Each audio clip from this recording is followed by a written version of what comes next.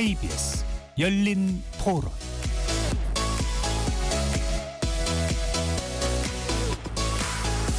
안녕하십니까. KBS 열린 토론 배종찬입니다. KBS 열린 토론 매주 월요일 여야를 대변하는 네 분과 함께하는 여의도 내변인들로 여러분들을 만납니다. 내일 있을 윤석열 대통령의 탄핵 심판 최종 변론기일을 앞두고 지난 주말 탄핵 찬성과 반대를 외치며 도심 곳곳에서 대규모 집회가 열렸습니다. 정치권 역시 서로를 향해 날을 세우고 있는 모양새인데요. 권성동 국민의힘 원내대표는 이재명 더불어민주당 대표의 이른바 중도 보수론을 향해 보수를 사칭하고 있다라고 비판했고, 이재명 대표는 국민의힘의 극우 클릭으로 민주당의 책임과 역할이 커진 것뿐이라며 각을 세웠습니다. 오늘 KBS 열린 토론에서는 윤석열 대통령의 최종 변론 기일을 하루 앞두고 벌어지고 있는 정치권의 여러 공방을 함께 분석하는 시간 가져보겠습니다. KBS 열린 토론 지금부터 시작합니다. 치열한 토론 속에서 더 나은 세상을 찾아갑니다. 올바른 세상을 만드는 첫걸음. 평일 저녁 7시 20분 KBS 열린 토론.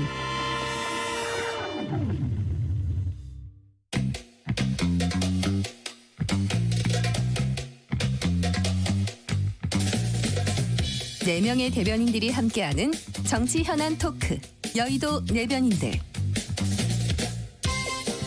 여야를 대변하는 4명의 이 여의도 내변인들 함께할 네 분의 논객 소개합니다.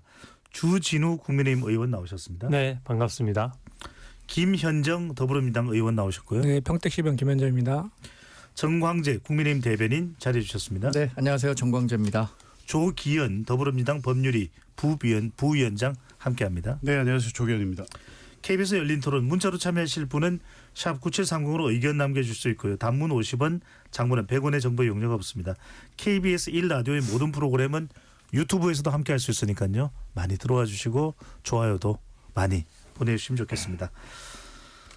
먼저 김현정 의원께 여쭤보겠습니다. 윤석열 대통령 탄핵 심판의 마지막 변론기일이 내일입니다. 주말 사이에 이 탄핵 찬반 집회가 광화문, 또 헌법재판소, 또 지방에서도 열렸습니다. 특히 민주당이 3개월 만에 장애 집회를 직접 열고 박찬대 원내대표를 포함해서 지도부 다수가 또 의원 다수가 참여를 했는데, 직접 집회를 연 이유, 그동안 좀 직접 집회 참석은 또 주최는 좀 하지 않았었는데 네네. 하게 된 배경은 뭡니까?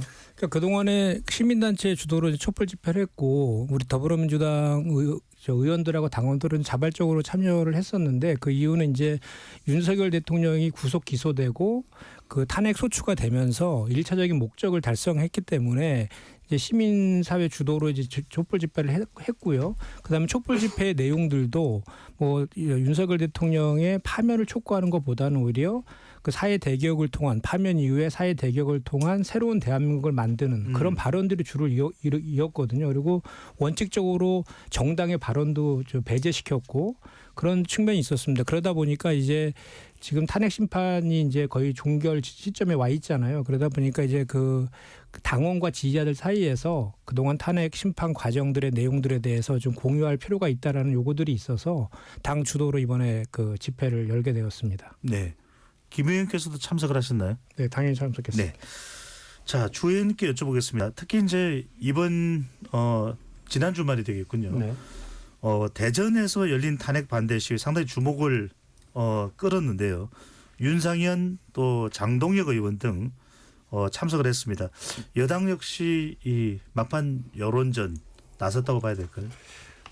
저희 탄핵 반대 집회 같은 경우에는 국민들의 좀 자발성이 좀 강하다라고 생각합니다. 근데 특히 그런 이유가 공수처가 애초에 수사할 때부터 수사권 논란이 계속 끊이지 않았고, 또 불법 수사라든지 이런 부분에 대해서 공수처가 또 거짓 해명까지 하면서 국민들이 좀 분노한 측면이 있고요. 또 탄핵 재판이라는 그 진행 속에서 굉장히 탄핵 재판이 절차적 정당성을 좀 지키지 못한 측면이 있습니다. 그러니까 예전에 이번 재판뿐만 아니라 예전의 전례에 비추어 보더라도 초시계를 켜놓고 반대 신문권을 행사하도록 한다든지 증인의 일부밖에 받아주지 않는다든지 특히 박근혜 대통령 때 17번 정도 재판했는데 이번에는 다 합쳐서 11번이거든요. 사안의 중대성이나 복잡성 이런 걸 비추어 봤을 때 절차적 보장이 잘 이루어지지 않다 보니까 네. 국민들께서 좀 거기에 분노한 국민들이 정치적 의사표현을 하는 것 같고 개별 의원들은 거기에 각자 판단에 따라서 참여를 하고 있는 상황입니다. 예. 중요한 것은 이런 이제 장외 집회가 헌법재판소의 판단에 영향을 줄지 여부입니다. 먼저 조기현 부위원장은 어떻게 보시는지요? 좀 영향을 줄 수 있습니까? 왜냐하면 헌법재판소에 대해서 일각에서는 뭐 정치재판적 성격도 있는 것 아니냐라는 이제 헌법재판소의 기능과 관련된 부분을 빗대서 또 이야기를 하고 있거든요. 그 성격이 그런 정치재판적 성격이 있다는 것은 뭐 일각의 어떤 평가가 있고 맞는데요. 그렇다고 해서 뭐 장외 집회에 얼마나 많은 수가 모이느냐, 양진영의 뭐 어느 정도의 세결집이 있고 그 주장 사실이 여론의 지지를 얻고 있느냐, 이게 판결 자체에 영향을 크게 미치지는 않을 거로 봅니다. 이미 헌법재판소 재판 과정은 사실상 생중계돼서 국민들이 다 보고 있었습니다. 그래서 탄핵 소추 사유에 대해서도 어느 정도 국민들 다 알고 계시고요. 재판정 증인심문 과정에서 증인이나 윤석열 대통령이 이 발언이나 의견 진실도 다 봤습니다. 누가 사실을 얘기하고 진실을 얘기하고 있는지에 대한 평가는 어느 정도 됐다고 보여지면 재판관들은 지금까지 진행된 재판의 결과로서 판단을 하게 될 것이고, 그것은 뭐 장외에 각 진영이 어떤 탄핵 찬성 반대 입장에 얼마나 많이 모이느냐, 이런 세를 가지고 뭐 그 결과가 뒤바뀌거나 영향을 크게 미치거나 할 가능성은 없다고 봅니다. 정광진 대변인은 어떻게 보십니까? 그래도 지금 보수층 내에서는 3.1절 날에 많이 운집을 하게 되면 그게 헌법재판소에 결정적 영향을 줄 것이다라는 말도 나오기 때문에 여쭤봅니다. 사실 재판의 본질, 재판의 판결은 재판관이 법률과 양심에 따라서 판결을 내리는 것이고, 여론이 이런 재판 결과에 영향을 주면 안 된다라는 것이 뭐 아주 기본적인 법치의 기본이겠죠. 그런데 말씀하신 것처럼 헌법재판 과정이 일종의 정치적 성격을 갖는다는 측면에서 그런 부분에 입각해서 이 지지세를 모으려는 의지는 분명히 있는 것 같아요. 아마 3.1절을 기해서 탄핵에 반대하는 사람들도 그런 기대감을 갖고 집회에 나오지 않을까 싶습니다. 근데 저는 집회에 나오는 분들이 딱 탄핵에 무조건 반대한다 이런 분만 나오는 것은 아니라고 생각합니다. 대한민국의 미래에 대해서 정말로 걱정하는 사람들이 나오고 있다고 생각하거든요. 그러니까 탄핵 반대라는 것이 계기가 돼서 그 뜻을 같이 하는 사람들이 모이는 장소지, 그것이 딱 탄핵 반대만을 위한 건 아니라고 봅니다. 그리고 조기현 변호사님 말씀하신 것처럼 이 여론이 재판관분들의 결정에 이 결정을 바꿀 만큼의 영향을 줄 수 있을까는 뭐 개인적으로 의문입니다. 예. 알겠습니다. 주의원께 여쭤보겠습니다. 최근에 이제 이 헌법재판소 또 탄핵 정국을 보면서 영장 쇼핑 이야기를 많이 합니다. 네. 그러니까 공수처가 이 영장, 구체적으로는 이제 압수수색 영장과 통신영장을 서울중앙지법에 냈다가 그 부분이 받아들여지지 않자 결국 체포영장과 그 외의 영장들은 서울 중앙지방법원이 아닌 서부지방법원이 낸 거 아니냐. 그래서 지금 오동훈 공수장의 사퇴를 국민의힘에서는 요구하고 있는데, 이 의혹을 가장 먼저 제기했던 분이 주 의원님이십니다. 어떤 내용입니까? 저는 그 공수처 관련해서는 크게 두 가지 부분이 문제입니다. 사실 국민들이 최초로 서부지방법원에 그 대통령에 대한 체포영장을 청구했을 때 굉장히 의아하게 생각했어요. 왜냐하면 공수처가 중앙지방법원이 전속 관할인데 출범한 지 지금 4년이 넘었는데 서부지방법원에 이번 체포영장을 청구한 게 이번이 최초입니다. 그러니까 이게 왜 서부지방법원에 갑자기 청구하게 된 거지 하는 의문이 생긴 거고요. 첫 번째 문제점은 이 부분에 대해서 저도 그렇고 많은 의원들이 공수처장한테 문제 제기를 하고 물어봤어요. 예. 그러면서 공수처가 압수수색 영장이나 통신영장을 중앙지방법원에 청구한 적 있느냐 그런 질문을 공식적으로 했거든요. 근데 서면으로 버젓이 답변을 하면서 중앙지방법원에 그 체포영장뿐만 아니라 압수수색 영장이나 통신영장도 어떤 영장도 청구한 적이 없다라고 한 것입니다. 근데 이게 지금 요번에 변호인단이 형사 재판이 벌어지면서 이제 수사 기록을 다 복사해서 보니까 실제 대통령에 대한 압수영장이나 통신영장을 청구한 게 있는 거예요. 그것도 16건씩이나. 그러니까 왜 중앙지방법원에서 계속 영장을 청구해 오다가 갑자기 쇼핑하듯이 서부지방법원으로 옮겼느냐. 또 그 과정에 왜 그 국민들을 대표해서 국회의원이 물어보는데 거짓으로 해명했느냐. 예. 이 부분이 이제 제일 문제고요. 두 번째는 제가 새로운 의혹을 조금 제기했는데 저도 이제 복수의 제보를 받은 것이거든요. 근데 이 수사 기록에 영장을 공수처가 청구하게 되면 1년 번호가 연속돼야 되는데 기록에 보니까 1년 번호가 빠져 있는 것들이 있는 겁니다. 뭐 1, 2, 3, 4, 5, 6, 7이면 7 다음에 11번으로 띈다든지 이런 식으로 1년 번호가 좀 연속되지가 않고 그러면서 뭔가 공수처가 중앙지방법원에서 공수처 수사권 논란이 있다는 이유로 영장을 기각당하니까 그 기각당한 영장은 공수처가 가지고 있으면서 검찰에 안 보낸 거 아니냐. 아하. 네, 그러니까 공수처가 뭔가 숨기고 있는 또 다른 진실이 있는 거 아니냐 이런 문제가 제기가 된 것이고요. 내일 이제 국조특위에서 공수처장이 나온다라고 하니까 이 부분 시시비비를 명확히 가려야 된다라고 생각합니다. 예.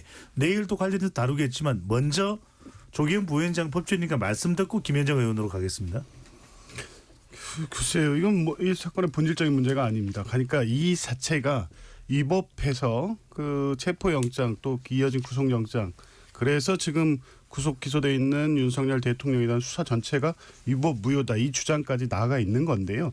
지금 그 부분이 위법하다는 주장은 법률적 판단이 끝난 거 아닙니까? 그러니까 서부지법이 정계선 지금 헌법재판관이 당시 서부지법원장이었고 마은혁 재판관 후보자 이게 다 이제 우리 법 연구회로 연결시켜서 서부지법으로 가면 그러한 어떤 특정 이념 성향의 인물들이 포진해 있기 때문에 안 나올 영장이 나올 수 있었다고 봐서 이제 갔다는 것인데 실제 그렇지 않죠. 그러니까 이순영 첫 번째 체포영장을 발부한 이순영 재판관은 우리법 연구회인 건 맞는데요.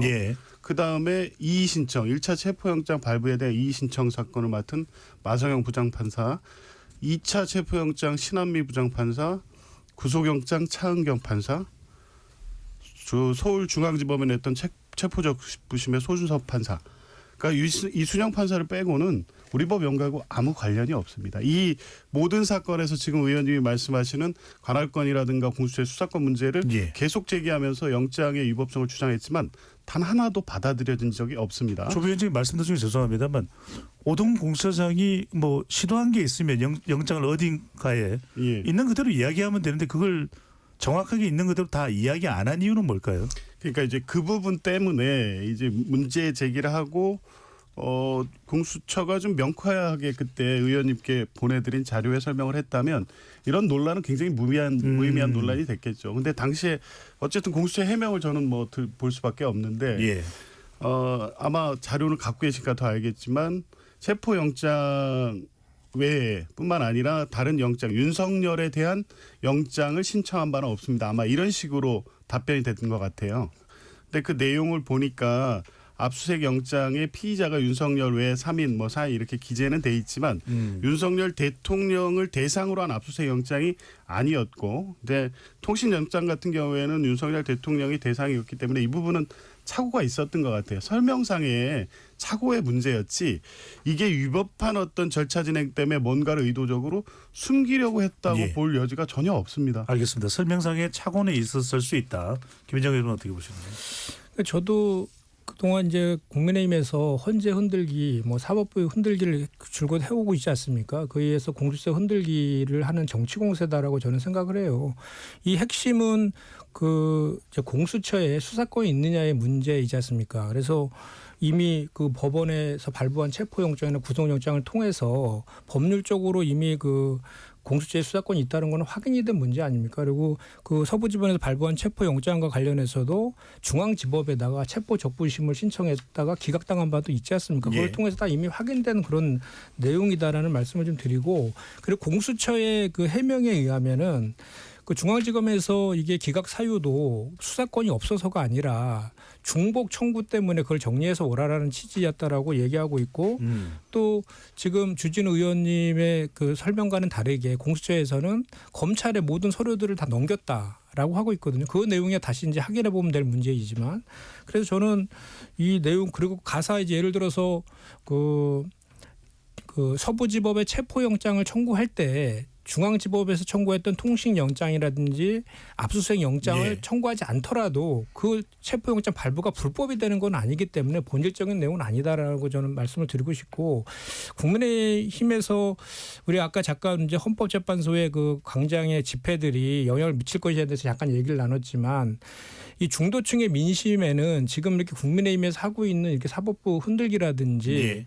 또는 그 이제 구구의 주장이라든지 내란에 옹호하는 듯한 그런 태도들 때문에 중도층의 민심은 상당히 지금 많이 이반되고 있다라는 말씀도 곁들여 드립니다. 자, 공수처 흔들기 말고 법률 관련해서 정광재 대변인께 짧게 한마디만 다른 질문을 드릴게요. 잠깐만요. 네. 자, 이 공수처장의 답변이 좀 미흡했던 부분이 있는 것 같다라는 조기현 부위원장도 설명도 있었습니다만, 자, 좁혀서 말씀드릴게요. 근데 이제 서울 중앙지법에서 그것이 받아들여지지 않았던 이유는 중복 청구로 인해 각 수사기관 간에 협의하라는 취지였다는 입장. 이 부분은 어떻게 보시는지?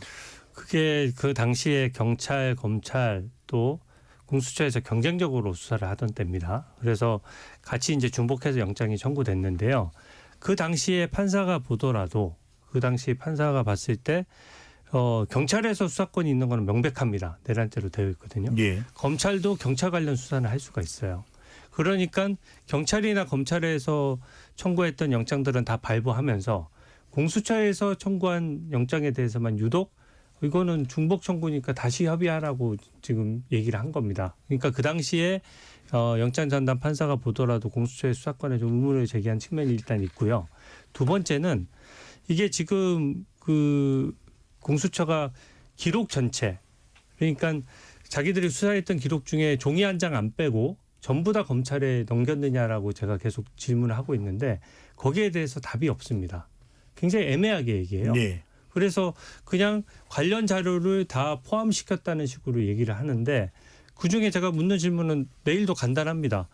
그 수사했던 기록 중에 종이 한 장 안 빼고 다 검찰에 넘긴 게 맞느냐, 검찰에 넘기지 않고 빠뜨린 서류가 있느냐, 이런 것들을 묻고 있는 거거든요. 만약에 지금 제보받은 내용이 사실이어서 어떤 영장을 빠뜨리고 서부지방법원이나 중앙지방법원 판사에게 영장을 청구하고 적부심을 받았다라고 하면 뭔가 속여서 받은 것이거든요. 그래서 원점으로 돌아가서 그 속이는 의도도 문제지만 왜 떳떳하면 그동안은 국민들 앞에 거짓으로 해명을 해왔느냐, 이 부분도 핵심적인 쟁점으로 저는 부각될 것이라고 짧게 생각합니다. 하나만 확인하고 정광재 대변인으로 가겠습니다. 서울중앙지법에서 이 압수수색 영장과 이 통신영장을 받아들이지 않았다. 그걸 이유를 서울중앙지법에 물어볼 수는 없나요? 이유를? 근데 지금 서울중앙지방법원에도 같은 자료 제출 요구를 해놓은 상황입니다. 근데 중앙지방법원에서는 공수처가 먼저 입장을 밝히면 확인해 주겠다. 이런 알겠습니다. 정도 입장입니다. 정광재 대변인 죄송합니다. 네, 그러니까 이렇게 공수처가 이런 의혹을 사고 논란의 중심에 서게 된 것 자체가 수사와 재판의 공정성에 대한 의문을 불식시키지 못했기 때문이라고 생각하거든요. 예. 아까 김현정 의원은 중도층이 우리가 뭐 헌재를 흔들고 이런 그 재판의 공정성 등에 대한 문제 제기를 하니까 이반했다고 하는데, 사실 그 이반은 과거에 계엄 직후에 있었던 여론이 이후로 올수록 중도층에서 민주당의 폭주 내지는 재판의 불공정성에 대한 인식이 확산되면서 반대로 저희 당을 지지했던 경향이 강했거든요. 지금 뭐 다시 균형점을 찾아간다는 말씀까지는 용인되겠지만 중도층에서 이 부분에 때문에 이탈하고 있다, 저는 그렇게 동의하지는 않습니다. 한 가지만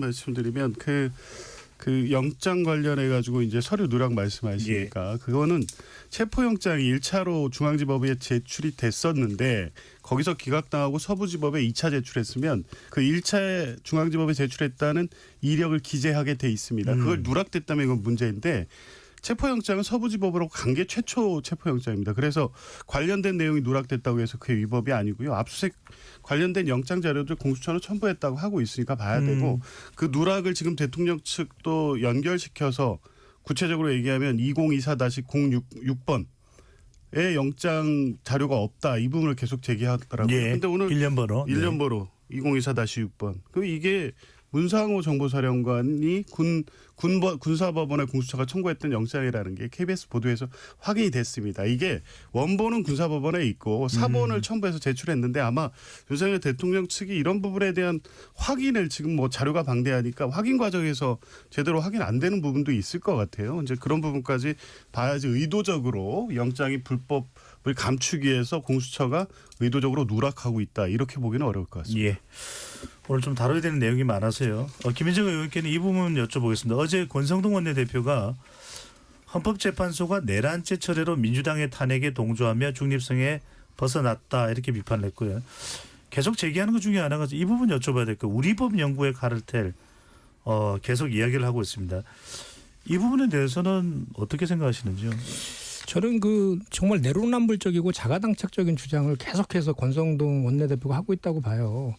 그러니까 그 우리가 과거에 그 본인이 연루된 강원랜드 그 채용비리 사건 때 그때 무죄 판결했었잖아요. 그때 무죄 판결한 판사가 우리법 연구회 소속이었어요. 그분 아주 훌륭한 판사를 극찬했던 사람이 권성동 원내대표였습니다. 그리고 이게 전형적인 그 메신저를 공격하는 아주 나쁜 정치라고 저는 생각하거든요.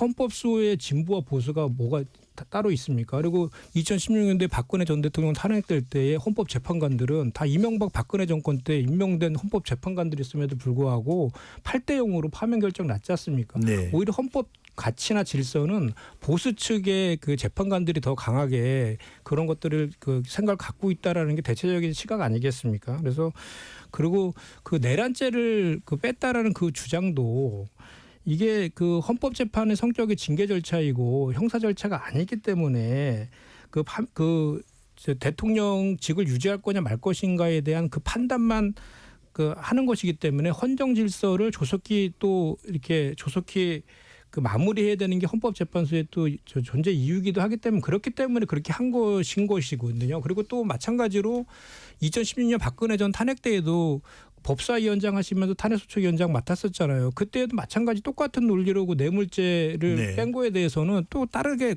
얘기했거든요. 이건 단순한 그 변경에 불과하다라고.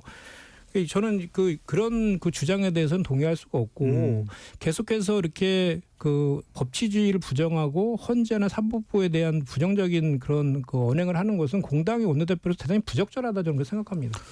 주진우 의원께 네. 좀 여쭤봐야 될 것 같은데 제가 제일 궁금한 게 뭔데 우리법 연구회라는 것이 그렇게 재판 결과에 심각한 영향을 주는 요인입니까? 근데 우리법 연구회 하나만 가지고 얘기하는 게 아니죠. 저번 문재인 정부 때 김명수 대법원장 체제에서 우리법 연구회 출신 대법관이 5명에 이르렀습니다. 근데 그 5명이 늘 표로 뭉쳐 다니는 거예요. 특정한 성향을 정확하게 보이면서. 그러니까 어떤 법관들이 얘기했을 때 기존의 법리나 이런 부분들에 대해서 어느 정도 기본적인 룰이 있는 건데 예. 그게 좀 편향성이 좀 너무 뚜렷하다 보니까 우리법 연구회가 주목을 받은 것이고요. 헌법재판소도 마찬가지입니다. 재판을 똑바로 하면 우리법 연구회든 연구회 출신이 8명이든 9명이든 무슨 상관이 있습니까? 그게 아니라 지금은 너무 이례적인 장면이 많아요. 그 저명한 허영 헌법 교수조차 지적했는데 그 10가지 지적이 다 대부분의 법조인들이 공통적으로 지적하는 거고 저도 지적을 해왔던 부분이거든요. 예. 예, 그래서 그 부분 중에 한 2-3가지만 진짜 말씀드리면은 내란죄를 뺀 부분은 좀 과도해요. 왜냐하면 이 탄핵소추 사유 중에 내란죄가 가장 핵심적인 내용이고 탄핵소추의 가결 과정에서 사실은 내란죄가 들어간 부분이 상당히 표결에 영향을 미쳤거든요. 근데 이제 와서 그 부분을 뺀다든지 예를 들어 형사재판과 그 탄핵재판이 계속되고 있는데 이 부분에 대해서 절차적인 배려 없이 일주일에 2번씩 받으면서 또 증인신문사항은 90분으로 제한한다든지 그리고 마지막으로 그 더 제일 문제인 것은 기록이 7건에 220건에 7만 쪽에 이르거든요. 엄청나게 방대한 기록이고 원래 정상적인 재판이라면 그 기록에 있는 것들을 미리 보지 못하고 예. 증인으로 불러서 증인신문을 한 다음에 그 기록을 볼 수 있는데 헌법재판소는 독특하게 이걸 전체 다를 다 증거로 채택해서 예단을 가진 상태에서 원래 재판에서 쓸 수 없는 증거들을 막 쓰고 있단 말이죠. 알겠습니다. 그래서 이 부분이 탄핵 재판하고 아까 그 징계 재판이 형사 재판이 마치 완전히 다른 것처럼 말씀하셨는데 예. 본질은 같습니다. 절차적 보장을 해야 됩니다. 네. 주인님 말씀하신 부분이 여러 차례 제기됐던 부분이라서 이 정도로 이야기를 듣고 정광진 대변인께 한 가지 확인을 네. 하겠습니다. 오늘 이제 권성동 원내대표가 기자로부터 관련 질문을 받고 헌법재판소는 단심 1심으로 끝나는 것이기 때문에 수용할 수밖에 없는 상황이다. 네. 그러면 국민의힘의 공식 입장은 헌법재판소에서 어떤 선고 결과가 나오더라도 수용하겠다 이렇게 봐도 되는 건가요? 아니면 다른 의미인가요? 그건 당연한 결과죠. 헌법재판소에서 나온 결과를 어느 누가 부인할 수 있겠습니까? 공당이 헌법재판소의 판결이 본인 지지자 또는 정당의 방향과 틀리다고 해서 부인할 수는 없는 일이기 때문에 그 당연한 말씀을 권성동 대표가 원내대표가 한 거고요.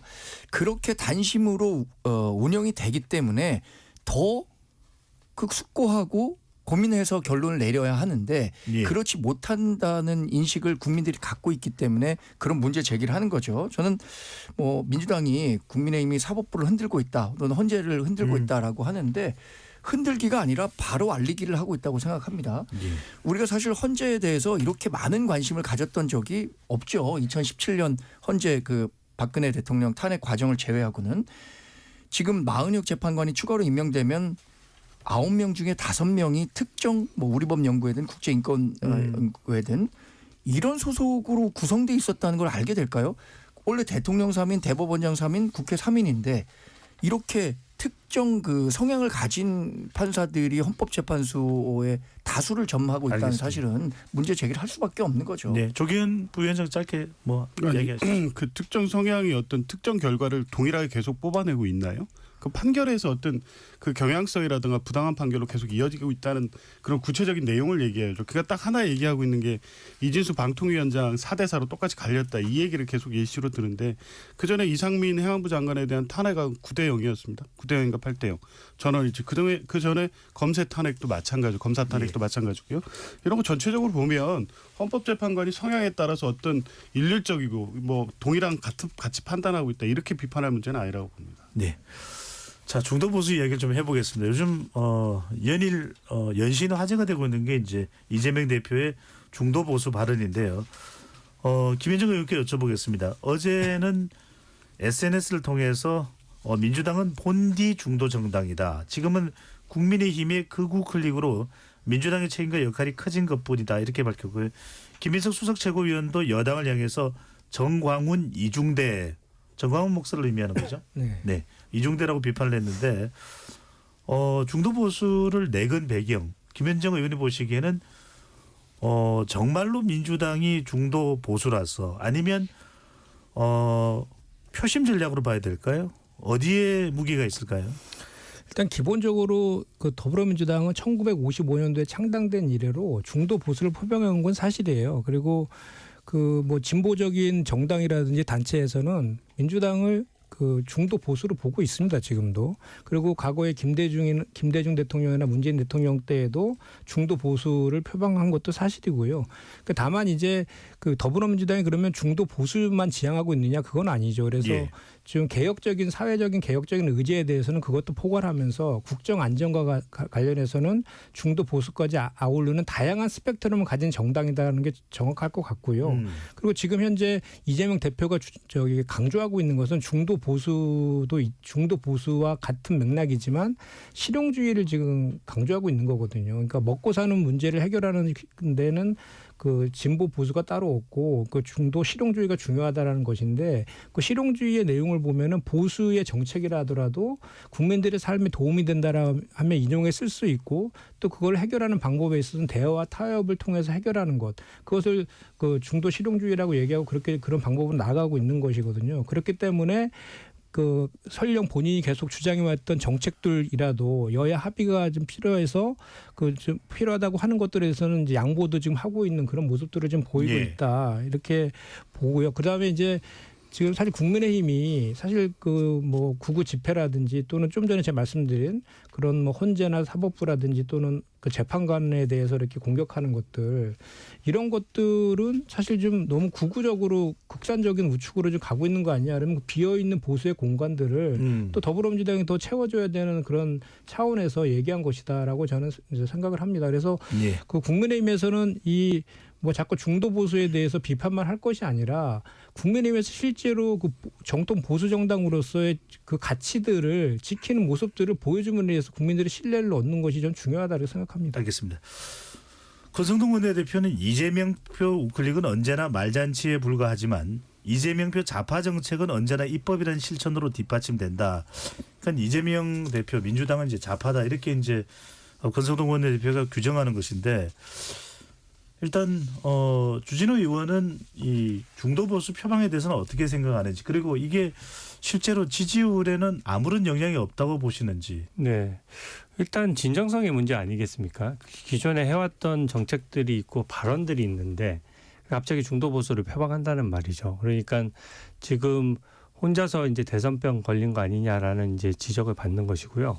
자꾸 이제 국민들을 상대로 극우극우 하시는데 정치인들이 국민들을 평가하는 건 굉장히 신중해야 됩니다. 이게 국민 위에 군림하려는 태도처럼 보일 수가 있거든요. 예. 근데 특히 오늘 제가 그 법사위 소위에 지금 이제 다녀오는 길인데요.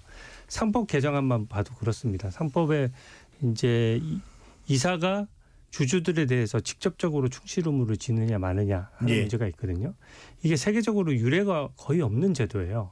그리고 우리나라 상장 기업들은 입을 모아서 이렇게 되면은 특히 해외 펀드, 행동주의 펀드라는 데서 굉장히 소송을 가지고 공격을 해서 국부가 유출될 수 있기 때문에 네. 제발 신중해 달라고 하는 건데 이런 법은 또 그 당시에 금투세 그 폐지 유예 문제가 나오면서 이제 그 민주당 지지자들한테 좀 비판을 받으니까 그 반대급부로서 이런 걸 추구한단 말이죠. 그러니까 이 정책적인 지향점이 왔다 갔다 하는 겁니다. 그래서 그런 정책도 그렇고 저는 제일 중요한 거는 민노총과의 어떤 그 정책적인 단절을 못 해요. 기본적으로 네. 노란봉투법도 그렇지만 얼마 전까지 민노총의 핵심 간부들이 북한에서 지령받고 이래서 간첩죄로 처벌을 받는데도 버젓이 같은 집회를 하고 거기서 또 집회에서 불법 집회가 있더라도 민주당은 감싼단 말이죠. 알겠습니다. 그러니까 그런 부분들이 저는 좀 보수 중도라고 하기에는 예. 너무 지금 좀 앞뒤가 안 맞는 거 알겠습니다. 아닌가. 근데 잠깐만요. 예. 네. 김현정 의원님 말씀하시고 예. 정관지 대변인 그 가겠습니다. 상법 개정은 제가 낸 거라서 그 말씀드려요. 상법 개정은요. 그 보수 뭐 이런 문제가 아닙니다. 그것은 지금 우리나라의 증시가 얼마나 안 좋습니까? 우리나라만 저 전쟁 나는 국가보다도 뭐 증시가 좀 안 좋은 그런 상황이거든요. 그 가장 큰 원인이 코리아 디스카운트라고 하는데 저평가의 가장 큰 원인이 편법적 지배구조 개편에 있다라는 것은 OECD뿐만 아니라 MSCI 등에서 다 일관되게 계속 우리나라를 증시를 평가하는 부분이거든요. 근데 이 이사의 충실 의무를 주주까지 확대하는 그 내용은 바로 그 편법적 지배구조, 그 최대 주주만을 위한 편법적 지배구조를 막자라고 한 내용입니다. 그래서 이게 보수와 진보의 문제는 아니고 그래서 저 윤석열 대통령하고 그 이복형 금감원장도 검사 시절에 제일모직과 삼성물산 합병한 거 있잖아요. 그거 기소했던 분들 아닙니까? 그래서 상법 개정의 필요성을 이복형 금감원장도 얘기하고 계시잖아요. 제가 하나만 그런 말씀드리면 내용입니다. 이건 그래서 이거는 진보 보수의 문제가 네. 아니고. 근데 선법 개정안에 오늘 한 8가지 항목이 올라왔어요. 근데 지금 가뜩이나 우리 기업들이 지금 왜 해외에서 관세 문제 때문에 골치 아픈 상황인데 8개, 9개 규정이 전부 다 기업의 새로운 의무를 지우는 규정입니다. 그러니까 지금 기업들을 자율과 창의를 보장해서 제대로 글로벌 경쟁하게 할 수 있는 게 보수주의의 핵심 가치인데 예. 그걸 표방하면서 어떻게 의무 규정만 이렇게 많이 넣느냐 이런 거죠. 알겠습니다. 이 주제는 여기까지 이야기하도록 정관지 대변인께 묻고 싶은 것은 최근에 뭐 특정 수치를 이야기는 안 합니다. 언론 보도에 국민의힘의 중도층 이탈이 위기다라는 이야기를 하는데 그래도 이재명 대표가 계속 중도 보수를 강조하는 게 중도층 지지율에는 영향을 미치지 않을까요? 라는 의견들도 있는데 어떻게 보시는지요?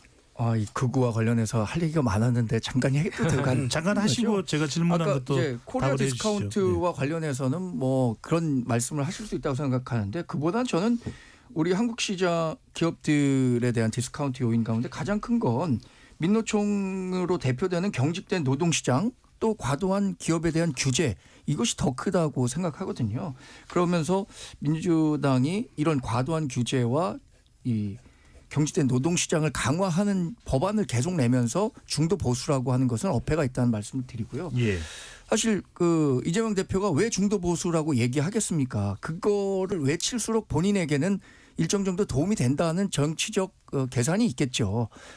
그 근본적인 이유 가운데 하나는 이런 겁니다. 만약에 조기 대선이 실시된다면 지금 자기보다 왼쪽에 서 있는 후보는 아무도 나오지 않을 거라고 생각하는 것 같아요. 그러니까 과거에는 심상정 대표나 이런 분들이 대선에서 자기 표의 일부를 잠식해서 본인이 아깝게 대선에서 지는 결과가 이어졌지만 지금은 조국혁신당이든 정의당이든 진보당이든 이 본인보다 좌측에 있는 후보들은 후보를 내지 못할 거니까 여기는 일단 뭐 잡은 물고기로 생각하고 중도 보수 쪽으로까지 가서 표를 가져오겠다는 생각인데 우리 국민들의 의식 수준이 그렇게 낮지가 않습니다.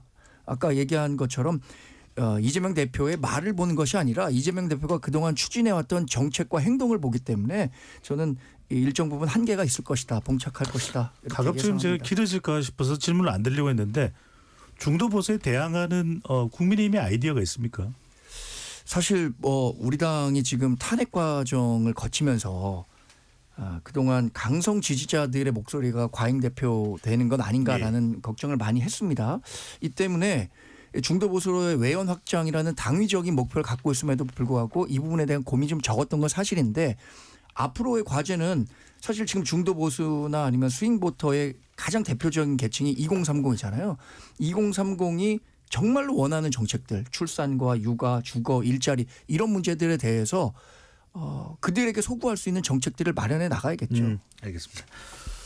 자, 또 다른 주제가 있는데요. 이 부분은 이른바 상속세를 놓고서 공개 토론 맞불이 붙은 겁니다. 조경 부위원장께 여쭤보겠습니다. 이재명 대표가 상속세 두고 공개 토론을 제안했지만 권성동 원내대표는 어제 기자간담회를 통해서 거절 의사를 밝혔는데 다시 오늘 김대식 국민의힘 원내 수석 대변인이 모든 현안에 대한 무제한 토론을 하자 또 이렇게 이야기를 했습니다. 또 김대식 수석 대변인이 이어서 이재명 대표가 극우 내란당처럼 막말하고 모욕적인 적대시 않는 언어를 빼고 한다면 기꺼이 응할 수 있다. 이게 처음에는 상속세 토론이 됐다가 모든 현안으로 허심탄회하게 또 다 해보자는 상황이 이루어졌는데 3+3 각각 3명씩 양쪽 정당에서 나와서 토론을 하자는 이야기인데 조경 부위원장이 먼저 여쭤볼 건 성사 가능한 겁니까? 아니면 정쟁으로 흘러가는 겁니까? 국민의힘 권성동 원내대표 의지만 있다면 가능할 거로 보입니다. 그러니까 뭐 분명하게 하겠다는 입장 먼저 내셨고요. 저쪽에서 사실은 뭐 모든 현안을 무제한 토론하자 이렇게 하면 하지 말라는 소리로 들리죠.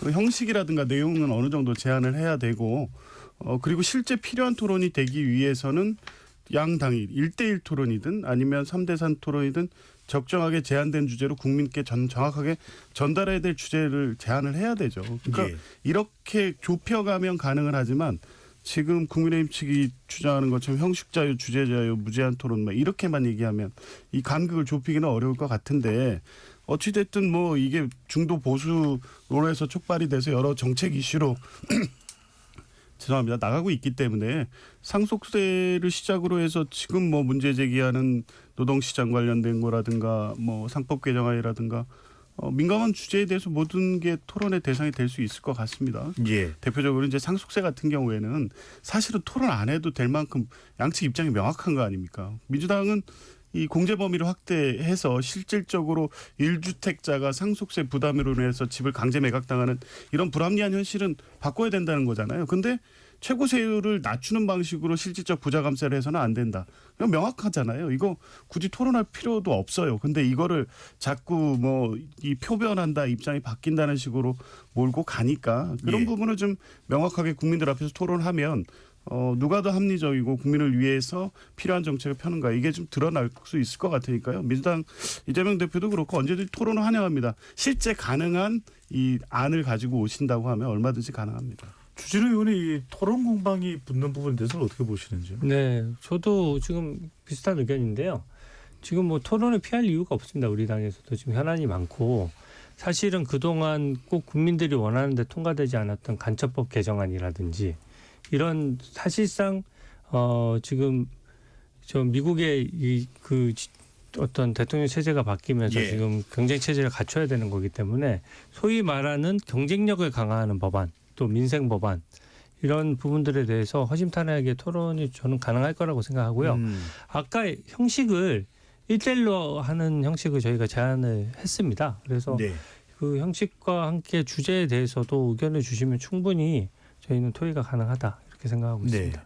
김현희께 여쭤보겠습니다. 그러니까 이게 좀 중요한 정책들이거든요. 지금 노란봉투법도 있고 대북 정책도 있고 방금 전에 말씀하신 주 의원 말씀하신 부분도 있고 반도체도 있고 이런 걸 차분하게 그냥 국회 차원에서 늘 하던 것처럼 소위든 상임위에서 토론을 하면 되는데 이재명 대표가 공개 토론을 제안한 이유 배경이 있을까요?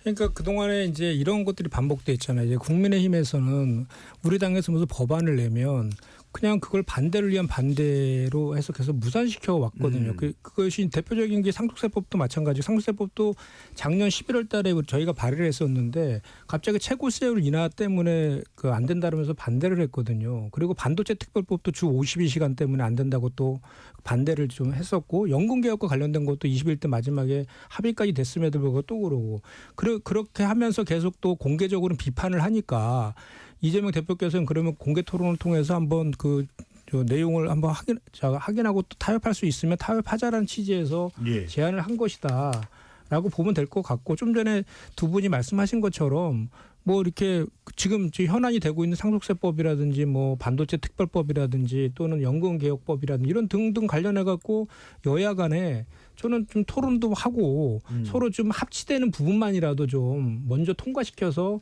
국민들을 위해서 좀 여야가 협치하는 모습을 보이는구나라는 거를 좀 줬으면 좋겠다라는 생각입니다. 알겠습니다.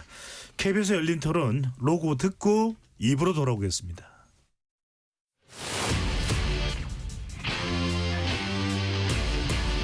토론에 정답은 없습니다. 토론이 세상을 바꿀 수도 없습니다. 하지만 질문은 새로운 세상을 만들 수 있습니다. 질문으로 올바른 세상을 만드는 첫걸음 KBS 열린 토론.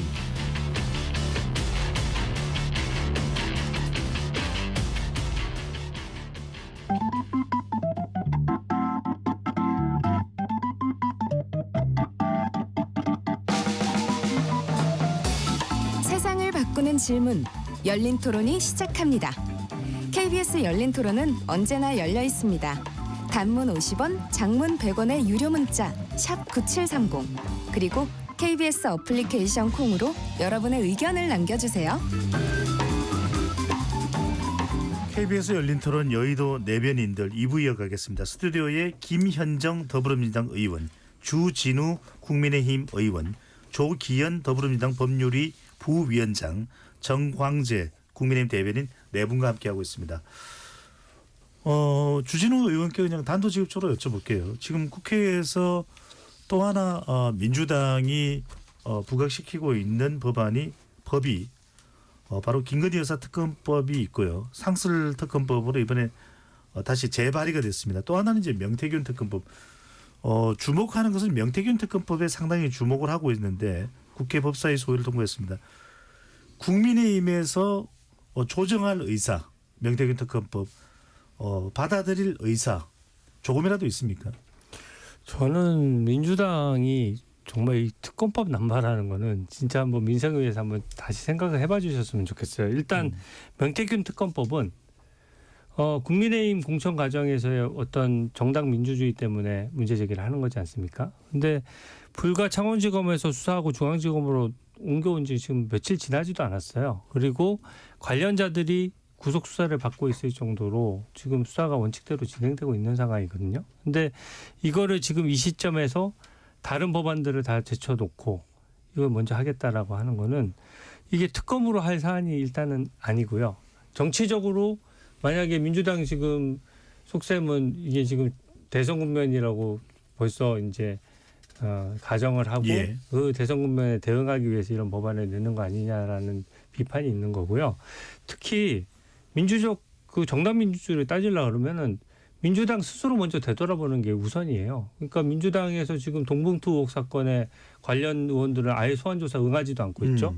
또 김용 전 민주연구원 부원장이 대선 자금 6억 원 받은 게 지금 불과 2, 3년 전의 일입니다. 지난 대선에 있었던 일이에요. 근데 거기에 대해서는 이런 방구 입장도 안 내요. 2심까지 징역 5년을 받아서 실형이 확정됐다는 얘기는 이재명 후보 시절에 대선 자금으로 6억 원의 현금이 더더군다나 대장동 업자로 하여금 만들어져서 그 돈이 전달됐다는 거거든요. 예. 거기에 대해서 얘기를 안 하면서 정당 민주주의 관련해서 다른 상대 당의 그 대척점에 있는 당의 것을 수사를 하겠다는 것은 뭔가 정치라기보다는 수사로서 뭔가 그 대선 국면을 대비하겠다는 것이기 때문에 일종의 반칙 행위로 보여지는 거고요. 알겠습니다. 그래서 이거를 저희가 받아들일 가능성은 없을 것 같습니다. 네. 주 의원께서 보시기에 당내 상황은 명태균 특검법을 받아들일 여지가 거의 없다 이렇게 말씀하시는데 김현정 의원께 이 부분 여쭤보겠습니다. 지금 명태균 황금폰 이야기를 하거든요. 박주민 의원도 명태균 씨를 면회했던 것으로 알고 있고 박범계 의원도 상당히 적극적으로 이 관련된 사안에 대해서 입을 열고 있습니다. 그러면 그 치명적인 이른바 의혹이라고 하는 부분 그러면 민주당에서 알고 있다면 공개를 하면은 특검법을 좀 더 여론을 우호적으로 만드는데 더 좋은 것 아닙니까? 일단은 그 이전에 지금 우리 주 의원께서 말씀하신 거에 대해 좀 반박을 좀 해야 될 것 같은데요. 저희가 특검법을 남발한 게 아니라 거부권을 남발했죠. 김건희 특검법만 4차례 지금 거부권 행사했지 않습니까? 그런데 사실 좀 전에 우리 민주당과 관련된 돈봉투라든지 뭐 이렇게 등등 예시를 들면서 균형이 맞지 않는 거에 대해 비판하셨는데 그 균형이 맞지 않는 거를 그동안 계속 민주당이 비판해 온 거 아닙니까? 김건희 여사에 대한 의혹이 얼마나 많았습니까? 그럼에도 불구하고 제대로 된 수사했습니까?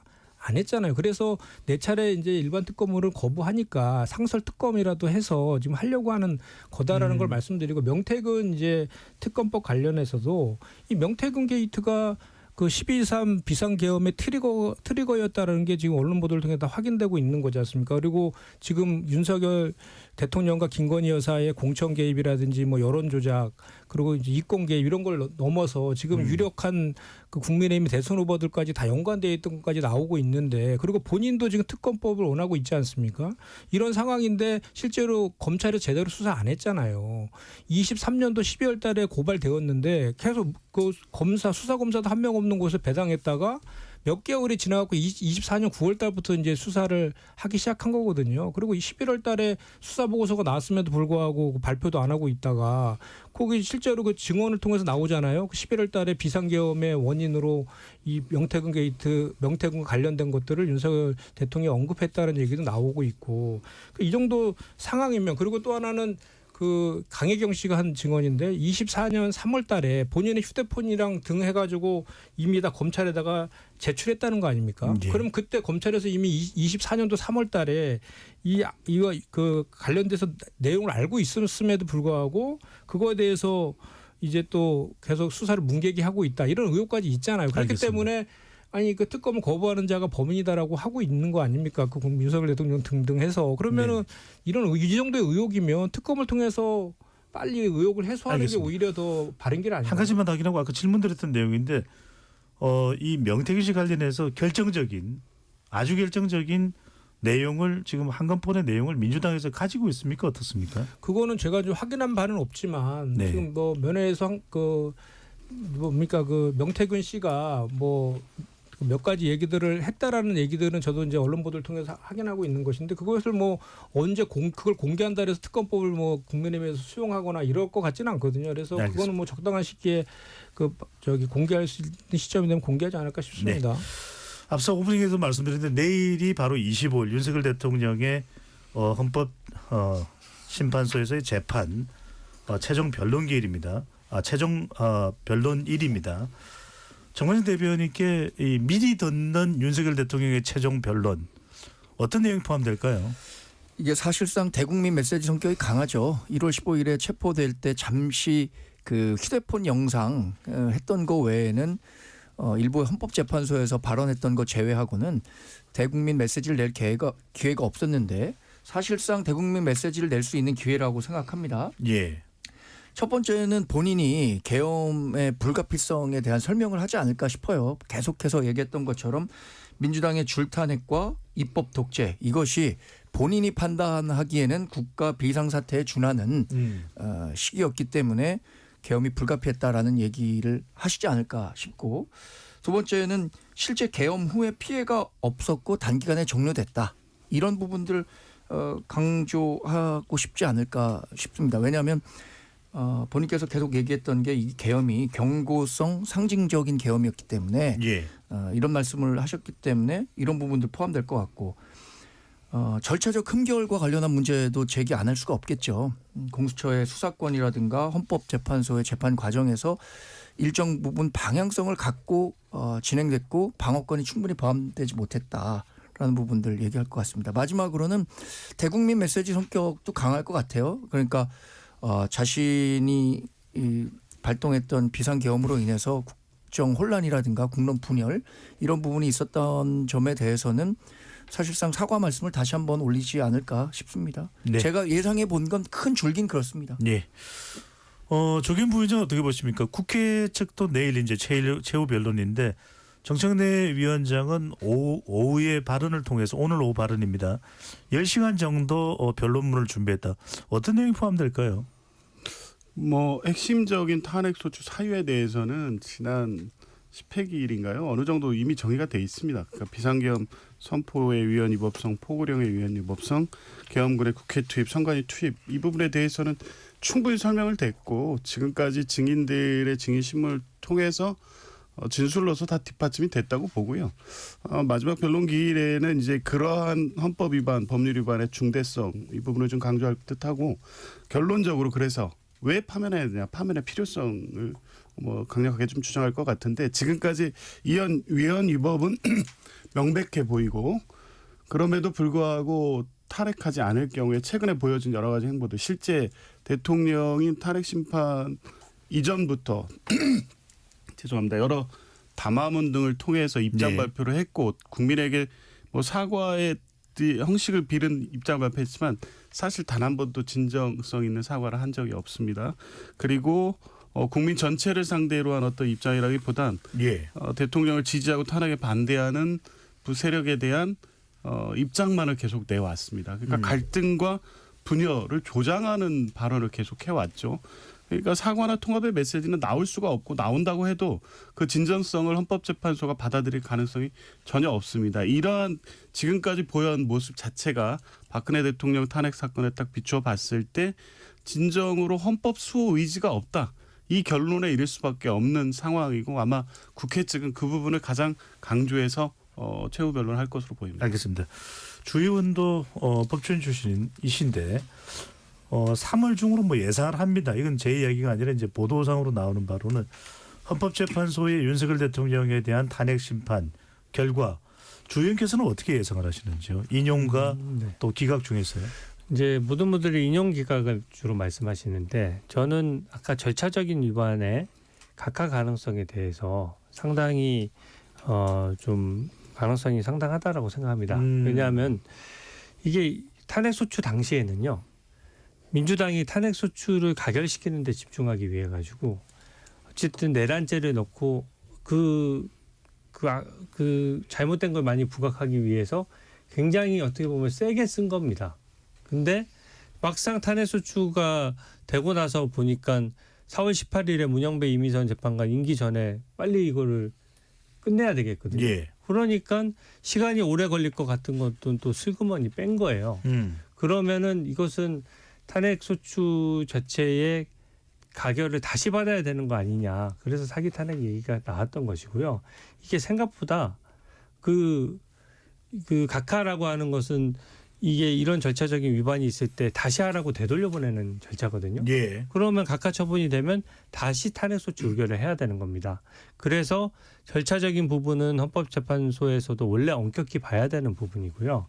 그거 외에 지금 헌법재판소가 좀 무리한 진행을 하는 이유는 뭐냐면은 재판관이 8명이지 않습니까? 예. 근데 8명이 평의를 했을 때 의견이 엇갈리면 다수결로 하는데 다수결로 하면서도 또 동수인 경우에는 문영배 그 재판소장 대행이 캐스팅 보트를 갔습니다. 예. 근데 이때는 소수 의견이 뭐 결정문에 나오거나 무슨 표시가 되는 게 아니에요. 지금은 절차가 엉망으로 진행되고 있지만 이 절차에 동의하지 않는 그 소수의 재판관들이 있는 것이고요.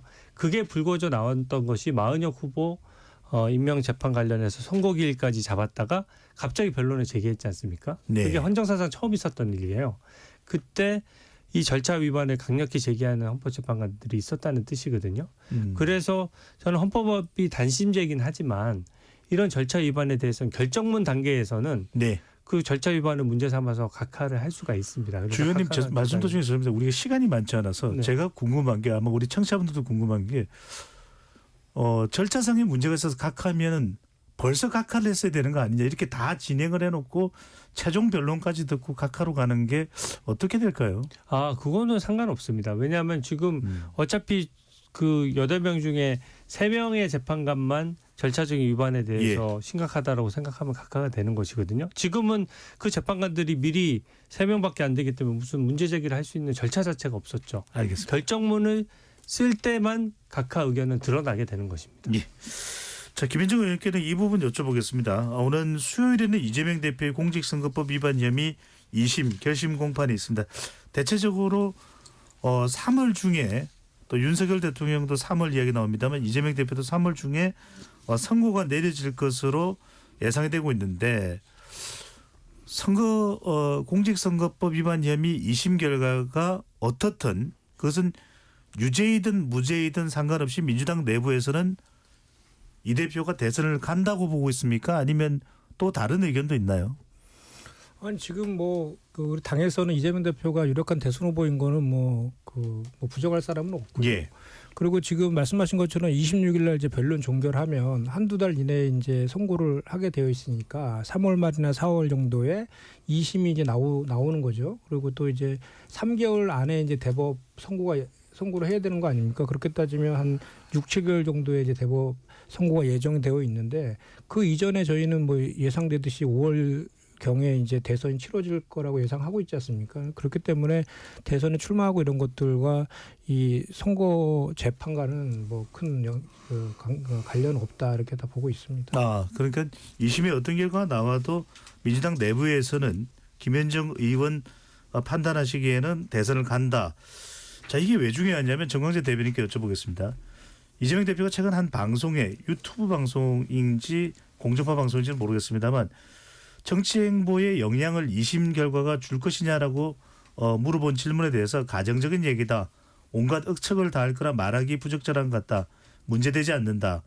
대통령은 내란 외환을 제외하고는 형사상 소출을 받지 않는다. 재판이 정지된다는 게 다수 의견. 이 부분은 어떻게 보십니까? 이재명 대표가 지금 법적인 문제를 정치적으로 풀어보려고 하는 의도는 알겠는데 법적인 문제는 법적으로 진행이 될 겁니다. 본인이 재판이 정지된다는 게 다수설이라고 얘기했는데 이런 부분에 대한 논의가 본격적으로 있었던 적이 없습니다. 왜냐하면 헌법을 만들 때는 이렇게 중대 범죄 혐의자가 선거에 나서서 대통령에 당선되는 일이 있을까? 이 부분을 상정해서 법을 만들었을 것 같지는 않아요. 이런 초현실적인 상황이 만들어졌기 때문에 이제 본격적인 논의가 있어야 하는 거고 그래서 지난해 6월인가요? 한동훈 전 대표가 당시에 당대표 선거 나오는 과정에서도 이 헌법 84조와 관련한 소추와 관련한 문제를 한번 제기한 적이 있어요. 그런데 놀랍게도 역사라는 게 반복된다고 2017년 4월에 국민일보에서 10명의 헌법학자에게 당시에 자유한국당 후보였던 홍준표 후보가 이제 대법원 판결을 앞두고 있었기 때문에 이 대법원 판결이 어떻게 되느냐를 조사한 적이 있습니다. 당시에 10명의 헌법학자 가운데 7명이 그대로 재판이 진행돼야 하고 만약에 당선돼서 그 실형이 선고되면 대통령직에서 물러나야 한다라는 답변을 줬어요.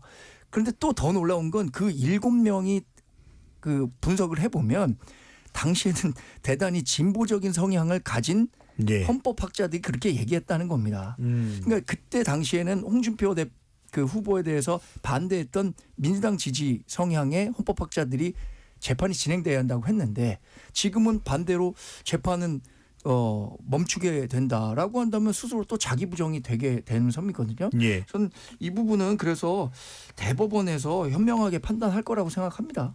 조기현 부위원장은 어떻게 보십니까? 글쎄요, 지금 인용하신 국민일보 보도의 헌법학자가 누구신지 모르겠지만 임지봉 성황대 임지봉 교수님이 그 입장을 했다는 건 저도 알고는 있는데요. 분명한 거는 헌법학계 다수설은 재판 중지입니다. 이건 뭐 부인할 수 없는 거고요. 그때는 아마 정치적 특수한 상황 때문에 아마 그런 입장을 표하는 분이 좀 더 그 인터뷰에 응했던 것 같고 이건 제도 취지상 이 소추라는 게 기소하고 공소 유지를 의미하는데 재임 중의 사건에 대해서는 뭐 명백하죠. 그런데 재임 이전에 기소된 사건에 어떻게 할 것이냐에 대해서 헌법적 논의는 원래 많이 있었고요. 그래서 이 취지, 그러니까 불소추 특권이라는 게 대통령의 특수한 지위, 그러니까 행정국의 수반이고 군 통수권자를 재판상, 수사상 불안한 지위에 두는 것은 국민 전체의 이익에 반하기 때문에 재판도 중지되는 걸로 봐야 된다는 게 다수설이고요. 이건 뭐 그냥 그렇게 해석을 해서 이재명 대표가 주장하는 게 아니라 헌법학계에 정리된 어떤 뭐 입장이다 이렇게 보시면 될 것 같습니다. 이분이 상당히 중요하게 판단하는 그런 여론도 있어서 의견도 있어서 두 분 의원님께도 다 여쭤보겠습니다. 주진우 의원께서 어떻게 보십니까? 네, 지금 말씀하신 대로 그게 재판이 멈춘다는 게 명백하다라고 하면 이재명 대표가 직접 나서서 셀프 변론까지 하지 않겠죠. 이거는 다수설이라고 하는 것에 대한 근거가 뭔지를 모르겠어요. 일단은 아까 우리 대변인께서도 지적을 하셨다시피 그게 헌법을 만들 때 이런 상황을 가정을 하지 않은 겁니다. 그래서 대통령 수행 중에 자꾸 고소 고발을 당하면은 수사 받으면서 그 대통령직을 수행할 수 없으니까 예. 소추를 못하도록 즉 기소를 못하도록 해놓은 것이고요. 재판이 진행 안 된 멈춘다라고 가정하면은 434억 원을 예를 들어 공직선거법 위반이 확정되면 434억 원을 국고에 반납해야 되잖아요. 예, 그렇습니다. 그러니까 대국민 관계에 있어서 국민 혈세를 어떻게 보면 반납해야 되는 절차인데 그 절차도 멈추게 되는 거고요. 피해자들이 있는 범죄 같은 경우에는 그 피해자들은 그러면은 그로 인한 반사적인 피해를 보게 되는 것인데 이게 명확한 규정 없이 무조건 멈춘다라고 하는 것은 문제가 있고 저는 그것 때문에 역설적으로 대법원 판결이 빨라질 수도 있어요. 지금 일정 말씀하실 때 탄핵 재판은 마치 뭐 열흘 만에 끝날 것 같고 이재명 대표 재판은 한 달 뒤에 선고되는 것처럼 말씀하시지만 예. 이게 지금 이상식 의원 얼마 전에 그 당선 무효형 선고됐을 때도 2주 만에 선고가 됐거든요. 민주당입니다. 네네네. 그래서 그 2주 만에 선고가 된 이후에 대법원 입장에서는 그 공직선거법 위반법 규정 중에서 이런 규정이 있습니다. 모든 사건에 우선해서 심리하도록 돼 있어요. 그러니까 대법원에 가더라도 이 사건이 제일 먼저 심리해야 되기 때문에 빠르게 결론 날 수도 있는 부분이라고 저는 생각합니다. 예. 그렇습니다. 김인정 의원께도 이재명 대표가 대통령은 내란 외환을 제외하고는 형사상 소추를 받지 않는다. 재판이 정지된다는 게 다수 의견. 어떻게 보시는지. 이게 이재명 대표가 스스로 하신 게 아니라 방송에 나가서 질문에 대해서 답변하는 과정에서 나온 거고 그때도 이거는 가정적인 얘기다. 온갖 억측을 다 할 거라서 이렇게 하면서 말하기 부적절할 것 같다라는 말을 전제로 해서 원론적인 답변을 한 거죠. 근데 분명한 건 우리 조 변호사님 말대로 헌법학계에서 다수설인 건 분명한 팩트이죠. 팩트는 인정해야죠. 그것까지 부정하면 안 된다고 보고 그다음에 이제 자꾸 이제 우리 주진우 의원께서는 이재명 대표와 관련된 범죄 혐의들이 다 유죄일 거를 단정해서 얘기하는 경향이 있으신데 무죄 추정의 원칙을 좀 지켜주시고 거꾸로 지금 윤석열 대통령과 관련된 공선법 위반 혐의에 대해서 지금 그저 시효가 중단되어 있잖아요. 그와 관련된 것들이 다시 나중에 그 고소돼서 만약 유죄 판결 받으면 국민의힘도 다 물어내야 되는 상황이 될 수도 있는 것입니다. 그래서 그런 것들은 상대방을 좀 존중할 필요가 있다라는 말씀을 좀 드리고 우리 아까 말씀 다 하셨기 때문에 저는 그 덧붙여서 좀 이런 말씀 드리고 싶어요. 우리가 이제 뭐 소추에는 기소와 소의 재판의 진행까지 포함되는 것이고 또 그 형소법 246조에 공소는 검사가 제기하여 수행한다라고 되어 있잖아요. 그래서 공소제기와 수행을 포함한다는 개념은 명확한 거고 재판 수행료. 네. 거기 덧붙여서 헌법제 65조에는 대통령은 탄핵 심판에 의해서만 파면된다라고 규정되어 있습니다. 이것은 대통령 같은 경우는 일반 사법 절차로는 파면이 안 된다라는 그 특수성을 좀 그 부여한 그 조항이거든요. 그리고 또 하나는 이것이 만약에 그 재판이 그대로 그 된다라고 하면 이게 정적 재고용으로 악용될 소지도 있습니다. 그러니까 예를 들어 현직 대통령이 유력한 상대당의 대선 후보가 대선 후보에 대해서 무차별적인 수사와 기소를 통해 가지고 그 직을 박탈할 수 있다라고 하면 알겠습니다. 그런 악용될 소지도 있는데 그것에 대한 피해자가 저는 이재명 대표라고 보거든요. 이게 지금 현실에 나타나고 있는 것입니다. 그래서 저는 그리고 또 하나는 국민들이 대선 때 투표할 때 보면 이러한 과정들을 다 알고 투표하시는 거지 않습니까? 그래서 국민들의 선택권도 사법권에 우선해서 존중할 필요가 있다라는 차원도 있다라는 말씀도 덧붙여드립니다. 이 이야기는 여기까지 하고요. 궁금한 부분 우리 또 청취자분들이 있으실 거라 정광진 대변인께 좀 여쭤봐야 될 것 같습니다. 네. 한동훈 전 대표가 26일 이제 모레 수요일입니다. 이제 저서 출간하고 정계 복귀 이야기가 나오는데 궁금한 점은 이 점입니다. 한동훈 전 대표가 언제쯤 당사로 올까요? 당사요. 네, 당사에 오른 날짜가 궁금합니다. 뭐 국민의힘 당사 전 대표니까요. 지금 한동훈 대표는 평당원인데 당사에 와서 무언가를 할 가능성은 저는 굉장히 낮다고 봅니다. 만약에 당사에 오신다면은 정말로 만약에 조기 대선이 실시돼서 뭐 이 후보를 하는 경우가 아니라면 당사에 오셔서 뭘 할 가능성은 전 굉장히 낮을 것 같은데요. 알겠습니다. 아마 정치 재개를 하는 방식은 책이 곧 나온다고 하니까 예. 이 책과 관련한 활동을 통해서 지지자분들을 찾아가는 그런 행보가 아닐까 조심스럽게 예상해 봅니다. 주진우는 뭐 1분이 채 안 남았습니다. 지금 당에서 뭘 또 이제 의원들 성향에 따라 다르겠습니다만 한동훈 전 대표를 바라보는 시선 시각 어떻습니까? 근데 지금은 워낙 그 탄핵 재판이나 형사 재판이 이미 임박해 있는 상황이다 보니까 저도 의원들을 많이 만나거든요, 상임위원회에서. 근데 한동훈 후보뿐만 아니라 지금 뭐 어떻게 보면은 저기 그 오세훈 시장이나 홍준표 시장에 대해서도 사실 밖에서 얘기하는 것보다 의원들끼리 논의하는 게 거의 없어요. 그래서 저는 일단은 탄핵 심판이 내일이 변론 종결 기일이고 또 절차적인 보장을 좀 하기 위해 가지고 우리 당 의원들이 힘을 합쳐야 될 때이기 때문에 그 부분에 대한 논의는 아직은 본격화되지 않았다 이렇게 말씀드리겠습니다. 네. 아직까지는 누군가에 대해서 이야기하는 상황이 아니다라는 말씀 주셨습니다. KBS 열린 토론 여의도 내변인들 이것으로 모두 마무리하겠습니다. 네 분 토론 고맙습니다. 네, 고맙습니다. 고맙습니다. 지금까지 KBS 열린 토론 배종찬이었습니다.